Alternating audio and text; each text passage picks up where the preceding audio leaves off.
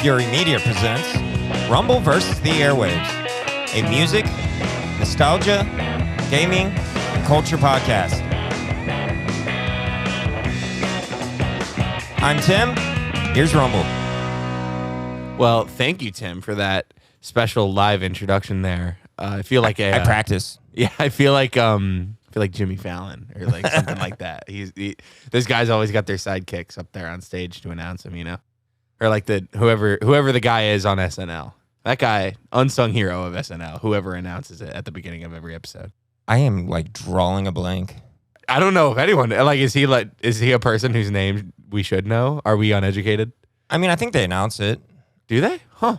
All right. I guess I just haven't watched enough SNL lately. Anyway, we're back, and it's been a little bit. We had some busyness in our lives. I got a new job, and Tim's house flooded. we had to take a small little break to make some adjustments. Life. Yeah, life gets busy. Because of that, we have much busier lives now, and we are going to modify the format a little bit. We're gonna be doing shorter podcast episodes. So we're gonna be doing one really cool interview for you guys. We're gonna shoot the shit a little bit. And we're gonna keep our "What's Going On" segment so we can talk about all the new cool stuff that's got us interested. All that being said, we got a cool new interview today. We got Danny Bohnen from Poolside at the Flamingo. Let's check it out.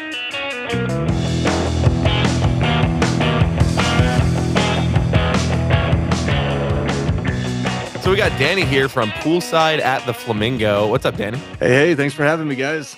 That is a fantastic band name, by the way. We're gonna dive into that a little bit later. Guy wanted to ask. First, I want to ask about the new EP. What can you tell us? Yeah, I mean, it's fully out now. The last track just came out at the end of last month. Or wait, it might have been the end of the month before last month. Time's flying by. We did a little road trip to support it. But yeah, it's something we're excited about, something I'm excited about. It's only 4 songs, but I think it's the best material that we've ever written personally. Maybe some fans disagree. It's the most heart we put into something and the most thought we put into something. And I was pretty happy with especially a couple of the songs on it. Awesome. Can you tell us how to pronounce the title? Yeah, I say a Cabadora. Okay, that's what I said too. We were right. Okay. And I'm not even sure that I'm completely right because we pulled the name from a Sardinian folklore tale sort of thing. Sounds like some like Latin shit or something. Yeah. So the story behind that is our drummer just thought it was a cool sounding folk tale and said we should name our EP that. And I was like, sure. But it's literally about it's a Sardinian folklore about a woman who comes and basically finishes you off mercifully if you're dying or sick and about to die. I didn't look too deep into it. I think it's just a folklore thing. I don't know if these people actually existed, but all right. You know, I think it has then turned into like a monster comes and finishes you off and all this stuff. Our title track on the EP is just sort of relates to that and is about that, and it works. That's tight. What can you tell us about the writing on the EP? I guess musically is where it all starts with us. That, again, as I mentioned before, it's just the most we've ever sort of focused on writing and what we wanted to put in there. And writing has changed a lot for us over the years. You know, we started back in 2005, 2004. And back then there was not this technology that we have today. So back then it was show up to practice. Maybe I thought of something, show it to our drummer. Let's freestyle on it for a little bit. And it becomes part of the song. He might have a quick suggestion. We just sort of accept it on the spot. And the songs were made very quickly. You know, it's like, oh, let's just do this next. Yeah, that sounds good to me. Yeah, let's do that. All right, cool. And then, then it was like set in stone. That's just how we wrote back in the day. And now with the technology where I can sit down at a computer and I can create the drums for demo purposes and writing purposes, and then I can sort of send that to everybody, get their feedback, see if there's any changes. It allows me to really let something stew for a while, right? You write something, you put it in a digital audio workspace, you mull it over for a few days, and then you might end up throwing it away or changing it. So that's how this EP has been majorly different in the writing process than anything we've written before. We did release another like longer EP called Self-Titled last year. It was written in the same way, but just not as much thought was put into it. So that was like, we need new material now. Let's just and then it was written in like 2 months, you know. So I hear you. I hear you. I like how it's actually called self-titled. Like it's not called Poolside at the Flamingo. It's yeah, called self-titled. self-titled. I thought that was pretty great when I was scrolling through the Spotify. Yeah, yeah. But yeah, I'm glad you mentioned starting out. I wanted to ask. So you started this band with your brother, right? Yeah. What's that relationship like? We're twin brothers. We don't look alike, so you wouldn't even maybe think we were brothers. We're fraternal twins. But yeah, we generally do a lot of things together. We own a business together, so we work together. We have this band together. Our wives are best friends. Our kids hang out. It's a pretty close relationship. And That's awesome. yeah, it just seemed like the thing to do back in the day when we started. I mentioned 2004, 2005. That's when this band started, but we were in a band before that all the way. We started in 7th grade, you know. So Yeah. that's been a journey. How did the two of you get into music? Did it sort of happen at the same time? Yeah, I was into it a bit more than him. So I had a friend, I still have this friend. His mom's boyfriend was just this old heavy metal rocker dude back in the day. So we were elementary school going over to my buddy's house, and his dad just had, or I should say his mom's boyfriend just had the like most awesome stereo setup with the big speakers and everything. Yeah. He would just blast music and get drunk.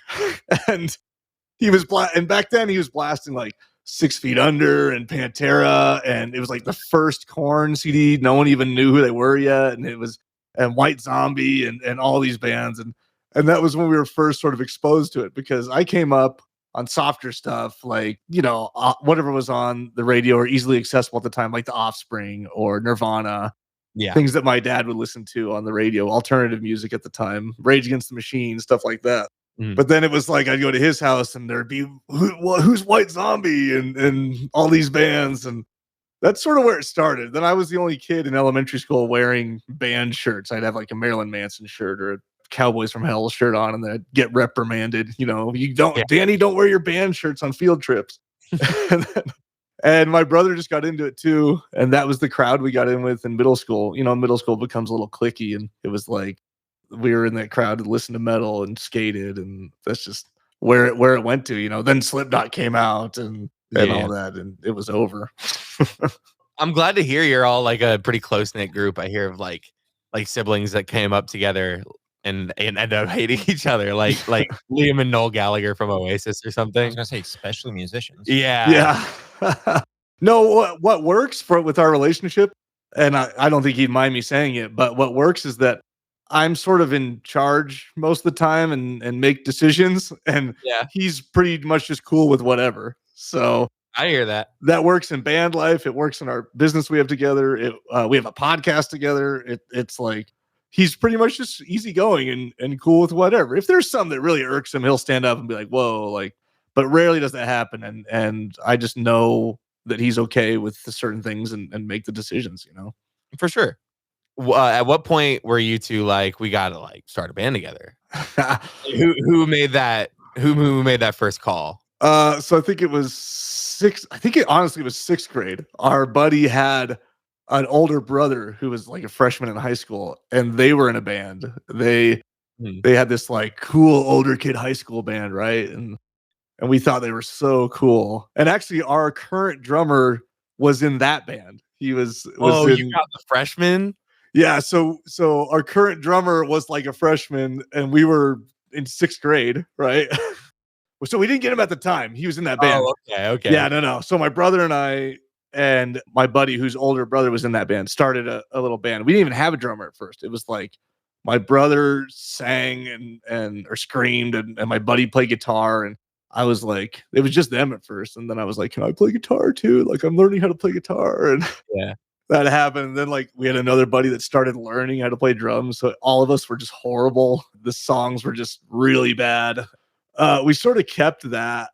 It was me and my brother. Then my cousin, who's a year younger, actually is a pretty good drummer, plays drums, and he joined us in like 7th, 8th grade. And then my good friend, whose mom's boyfriend it was that turned us on to all the music, he started playing bass, so he played bass with us. And that was the band for a while, 8th grade. And we actually started writing like cohesive songs and things like that. We had this weird name. It was called Insipid. It doesn't even mean anything. We're just like, turn insipid into insipid.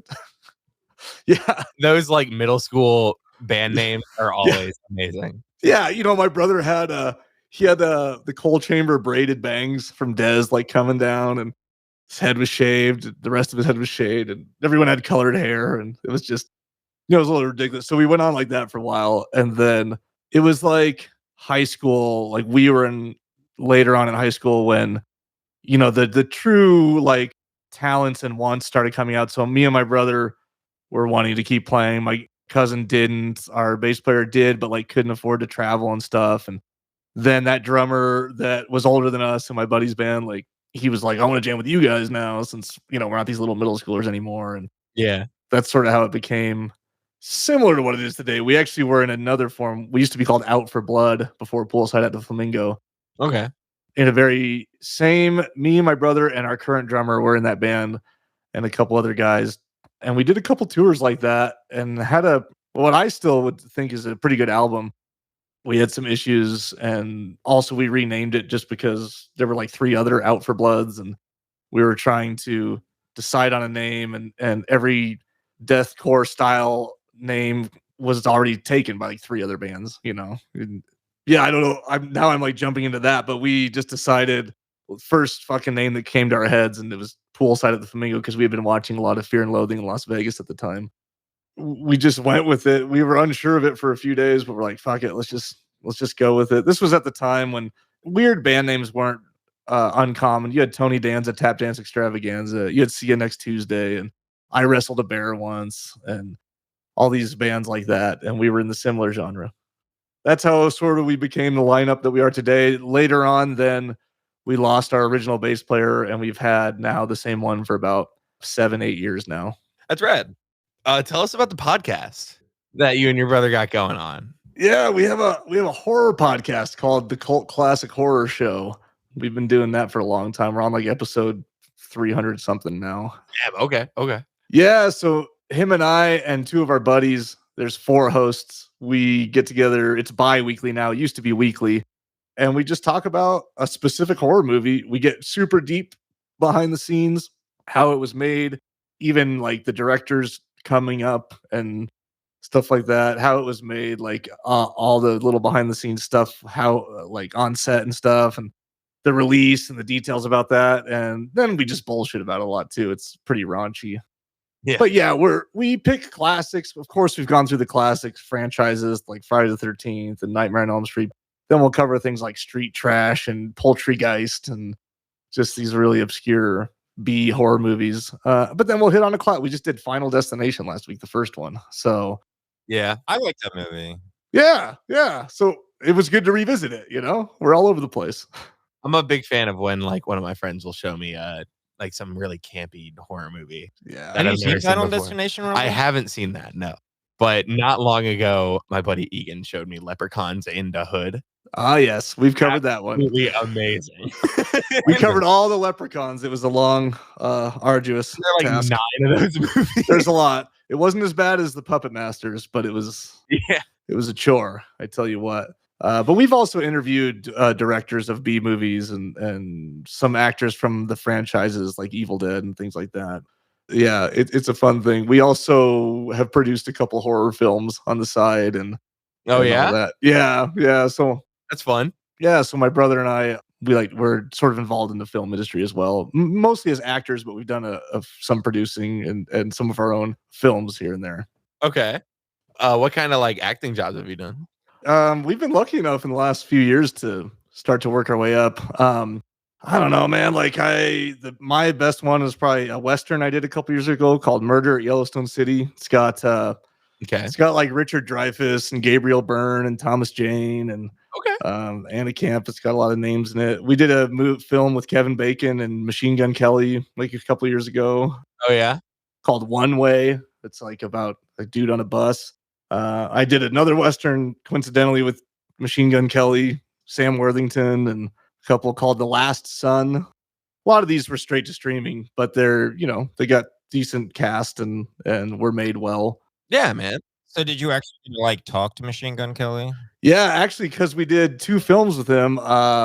Just a couple had a few days each time on set with him, or more than a few days. Yeah, the first time he was cool enough, just not real super talkative.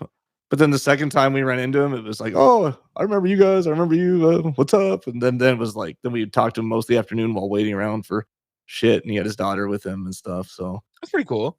Do people call him Machine Gun Kelly like in real life, or do they call him? no, Colson Baker is the name he goes by. Yeah. Yeah. So I remember when I first saw The Dirt, that Motley Crue movie, like it got to the credits, and then I saw Colson Baker, and I was like, holy shit, that was him the whole time. I didn't even realize he was playing Tommy Lee.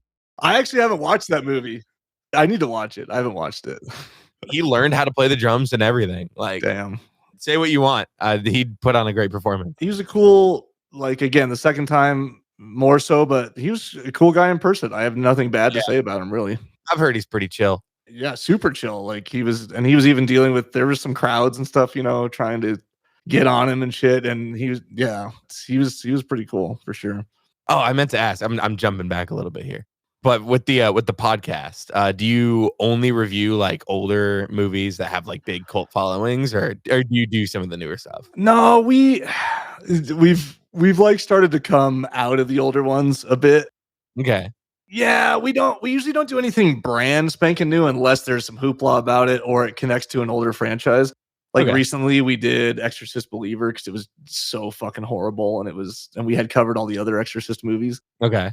If it's just like a random one-off that just came out, we don't really cover it. We wait till it's sort of proven and people want to hear about it. And I know people want to hear about new shit too, but we tend to just do the older stuff. That being said, we get into this argument all the time. It's like someone will comment, "This isn't a cult classic," and it's like, well, it is like 24 years old now. So I mean, Final Destination is like 24 years old now. Is it not a cult classic?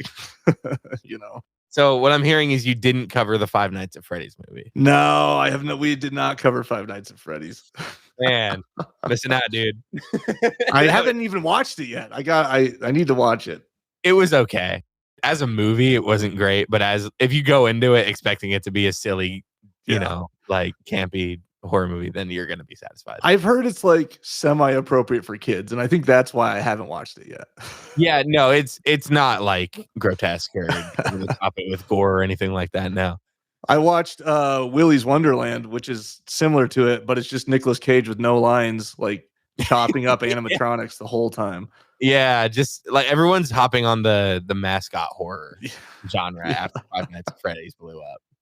Yeah, I can see that. So what's next for the band? What's next for Poolside at the Flamingo? I think more music. So we did the EP. We did a small like 4 or 5 night road trip to play with some friends, just to have some EP release shows, So now that we're back from that, if we didn't have families and kids, then I would say, oh, we're gonna tour a bunch. But for sure, we're still willing to tour if it's like the right opportunity, the right chance. Maybe whether it be opening for a bigger package or the show's just coming together easily and seeing some old friends. At this point, I'd like to dig back into writing again and maybe just bust out like a full length of the quality of material that was on this last EP. And just get it out there for fun. Yeah, I think that's what's next is new music. But if anyone's listening to this, they want to throw us on tour with like, Body Snatcher or something, do it. We'll go. Any last things you want to? No, I mean, just check us out at Poolside at the Flamingo and everything. Poolside at theflamingo.com if you want any merch, or we're pretty much independent still. We're streaming online via Blood Blast distribution, but as far as physical stuff goes, you can just buy it straight from us on our website. And yeah, I think that's it. So appreciate you guys checking us out. Awesome. Yeah. Thank you so much for your time, man. Yeah. Thank you. All right.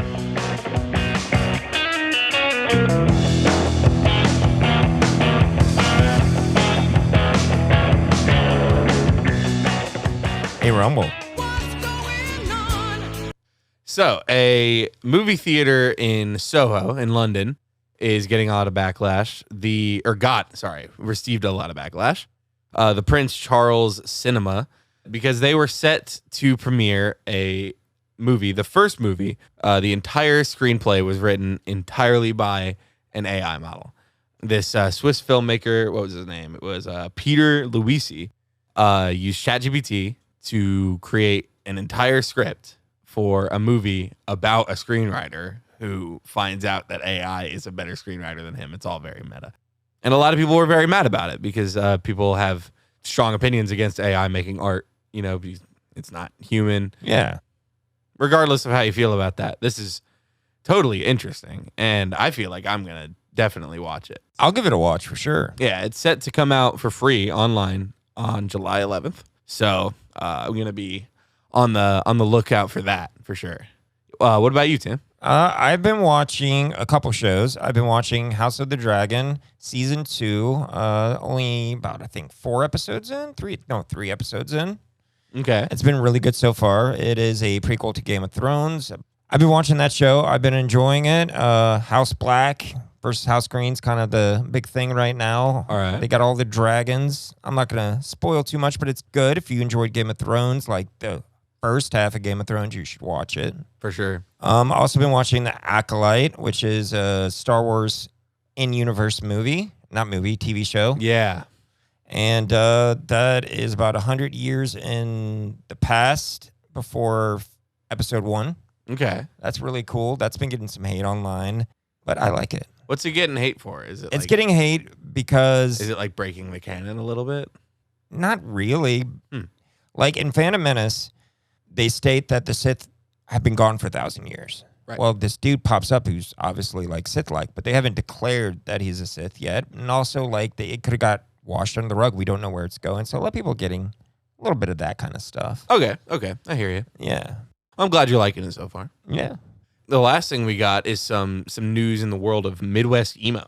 Our friends Motion Sick from Michigan that we interviewed a little bit ago, they're putting out a new album at the end of July. I know Tim is very excited for that. I am. They are definitely somebody you should keep your eyes on. Yeah. And ears on. Tim has been listening, I think, every day. Yeah, since a that lot. interview. Strangers is a great song, by the way. Yeah.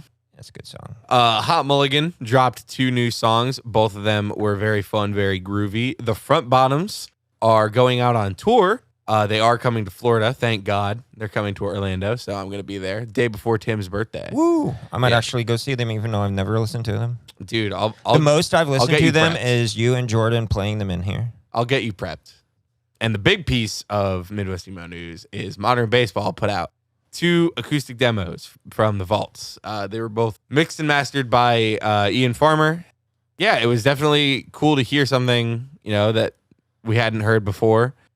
I'm not sure that it's really indicative of anything. Like, I'm not sure this means like, oh, like everyone's like, oh, Modern Baseball is back. I'm not sure about that. Especially based on like the only person to say anything about it, like any one of the 4 of them, was Ian. And Ian, he posted about it and he was like, hey, pulled these ones out of the vault and, cleaned them up for you guys. And that was basically all he said. They are celebrating the 10-year anniversary of You're Gonna Miss It All, their sophomore album. They put out this cool little picture book and cool vinyl record, like whole collector's set. Yeah. So I think it's like $80. So be on the lookout for that. I'm sure it's going to sell out more than once. I'm sure Tim's looking forward to getting his. I enjoyed those things, man. Yeah, no, they're cool. Like little collector's items. They're cool to have like later down the line. You're like, check out this thing I have from this band that used to be cool. I mean, no, I think it's dope. It's like you're holding a piece of music history. You got to think though, eventually all that stuff's going to be like obsolete. Yeah, totally. Yeah, this digital world. You got to hold on to stuff like that for sure. But I think that's all we got for today. Welcome to our new short and sweet episodes. Yeah, hope you enjoyed this one. As always, check us out at www.newfurymedia.com and on newfury.com. Oh, and on all social medias at Rumble vs the Airwaves. Thanks. Thank you so much for listening. Bye.